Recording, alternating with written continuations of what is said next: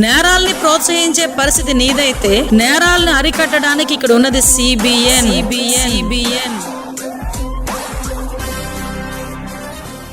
రాజకీయ నాయకుడు ఇవన్నీ పక్కన పెట్టు, కనీసం మనిషిగా మానవత్వం ఉన్న వ్యక్తిగా ఎలా సమర్థిస్తున్నావు అని అడుగుతున్నాను. ఈ రోజు పీపీపీ విధానంలో మెడికల్ కాలేజీలను కట్టి ఎక్కడ కూడా పేదవాడికి వైద్యాన్ని దగ్గరికి చేయాలనే ఉద్దేశంతో గౌరవ ముఖ్యమంత్రి గారు ఏర్పాటు చేసి ఈ రోజు పీపీ విధానంలో అతను వదిలేసిన మెడికల్ కాలేజీని అన్నింటినీ కూడా కట్టి పేదవాడికి వైద్యం అందించాలని మంచి ఉద్దేశంతో తీసుకొస్తే నువ్వు బయటకు వచ్చి ఎవరైతే టెండర్ వేస్తారో వాళ్ళు నేను అరెస్ట్ చేస్తాను అని చెప్తున్నావు. అంటే ఏ రకమైన మెసేజ్ ఇస్తున్నావు? అంటే ఇంతకు ముందు కూడా అలాగే బెదిరించావు, అంటే వచ్చేసరికి నేను వస్తాను బెదిరిస్తున్నాను అని చెప్పేసి ఇండికేషన్ ఇస్తే ఈ రోజు నిన్ను చూసి భయపడిపోయే వాళ్ళు, నిన్ను చూసి బెదిరిపోయే వాళ్ళు ఆంధ్రప్రదేశ్ రాష్ట్రంలో ఎవరు లేరు. నేరాల్ని ప్రోత్సహించే పరిస్థితి నీదైతే నేరాలను అరికట్టడానికి ఇక్కడ ఉన్నది సిబిఎన్.